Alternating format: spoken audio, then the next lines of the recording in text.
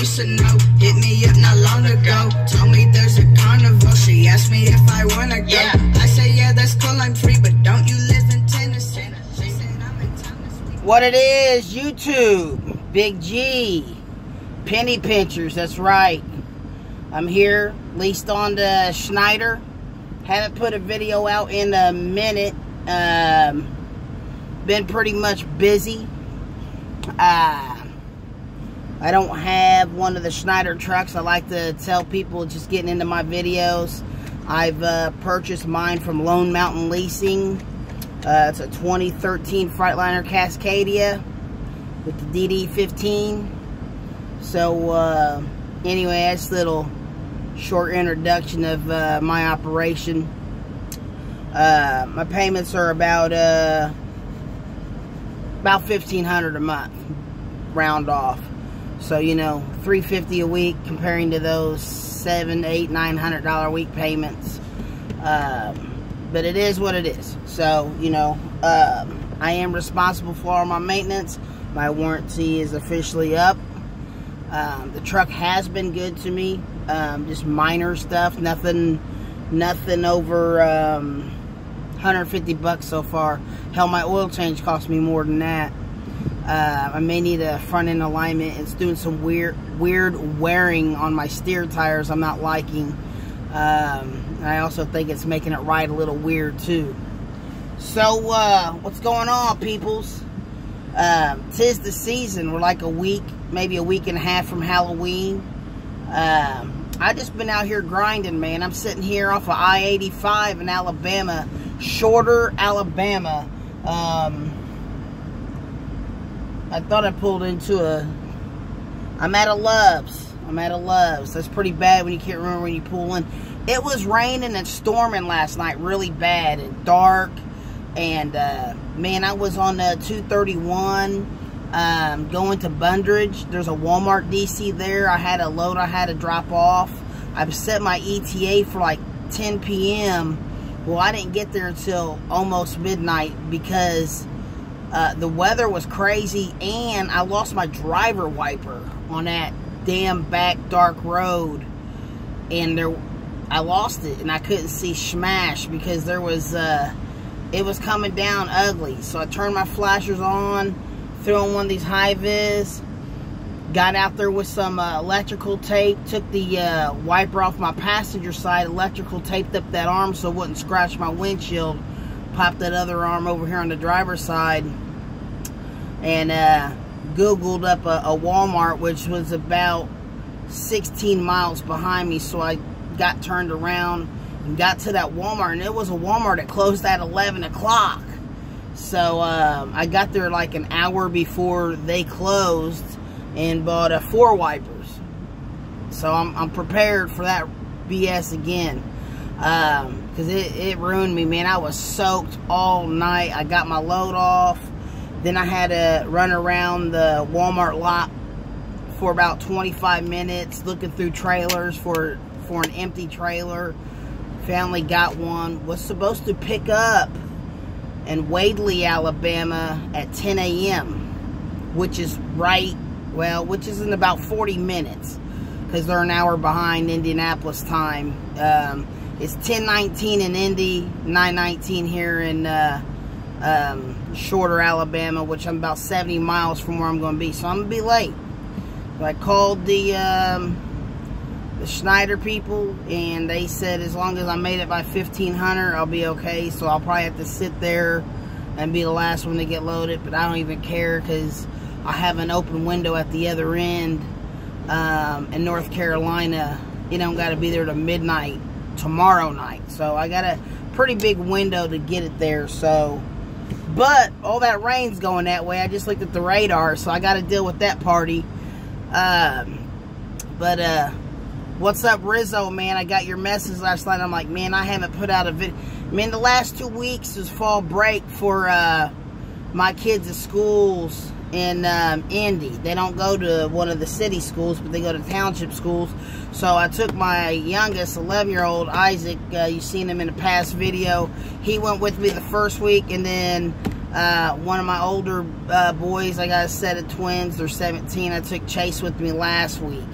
My twin boys work at the Blue Beacon off of Exit 4 down there in Indianapolis. And I know most of you drivers know where it's at because it's next to the Classy Chassis. I always think that's funny. But anyway, you know, if you got time, go in there, man, and tell them you need the twins to hit up your truck, you know. But anyway, man, I ain't been doing a whole lot. Truck's been doing good. Slowly doing stuff. Not really, you know. We're not too far from the end of the year. The whole tax thing's got me a little nervous. Because you think you're putting up enough. And then you're like, well, you know, they're going to let you, you know, make somewhat payments on that anyway. But you want to make sure you're doing everything right. I just haven't quite locked in the way I want to do my taxes yet. If I want to hire an accountant, I don't know. I don't have the answers on that. I've been watching a lot of YouTube videos, talking to drivers. There's so many different options. But you want the best. You know, you want somebody who's been doing it. You want to make sure you get all your write-offs. Because, you know, a write-off is one thing, but you don't like, you know, write-off is only like a small percentage of what you purchase. You know, you're buying $300 of fuel. You're only going to be able to write off like $100 of that. You're not getting a full write-off. You're not, you know, so you got to be careful with that. You know, people say, oh, it's a tax write-off. Yeah, very little. So, you know, I'm sure that's on a lot of guys' minds out here brand new. So, I'm gonna pop my phone out of this holster. Check this out. These got the neighborhood squad. Where'd he go? There he is. Yeah, there's 3 of them out here. 3 of them just laying out here at the truck stop. Strays. Probably hungry or something, you know, but it is what it is. But I hate seeing dogs just laying around a parking lot like this, especially when it's a big old truck stop. Hopefully these truck drivers, you know, a lot of them are pet owners, so, you know, I think nobody would do anything to harm no dog, man. I just hate seeing animals get hurt, man, especially where they really shouldn't be. A truck stop's not the best spot, I don't think. Because I have a joke for that. There's Swift drivers out here, goddammit. So, you definitely want to... But anyway, check this little thing out here. Just for the holiday spirit. Yeah. See that? See that? Got a little something. There's a Petro. Across the street. I haven't been inside yet. But, so anyway, let me jump back up in here.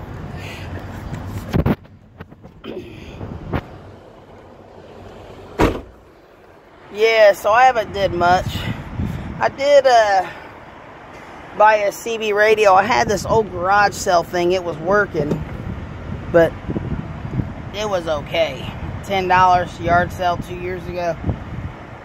It's time to do a little something different. I bought one of these standard digital type Cobras. As you can see it. It changes about 5 or 6 different colors. I had it peaked and tuned out. It's pushing about 25 watts. It's okay. It's not no big radio. I'm not no super trucker. I did mount everything on my passenger door. You have to buy those CB mounts for these Cascadias. Because the 2 antennas, the factory ones that I got on here, by my house, my trees keep hitting those. And so the wires, you know, keep getting... The wires keep getting ripped. So those are a horrible idea for me. So, I was stopped at a CB shop off of I-80, there in PA. Can't remember the exit, but man, that's a really good CB shop. Them folks got me all fixed up and put a stainless steel mount, because them aluminum ones you get from the truck stop, I guess, that will snap. And I had like a $35 antenna on here with the metal extender on it. It was only like a maybe 4.5 footer. Well, it cracked, and I was getting all kinds of ruckus out of my radio. So I didn't even like having it on. And he also told me the factory one, even though it wasn't hooked up, being up there, it was causing interference. So I'm not a CB guy, man, you know, but I want to be able to get out if I got a question or I want to ask somebody something or somebody's hollering at me. I got my ears on, you know. I like to keep attention, or if there's an accident way up the road. And this new age trucking industry, they think the Waze app is the CB, man. Not everybody uses that, especially in Kentucky, man. They barely even use that thing, man. Some of these states, or, you know, wee hours at night, there's not enough Wazers out to let you know. That CB radio, man, that's that old school. I've been out here almost 17 years next April, and the CB, man, I swear by it, and I go by it. I got me old 7-footer now. I don't know if you can see it. This is the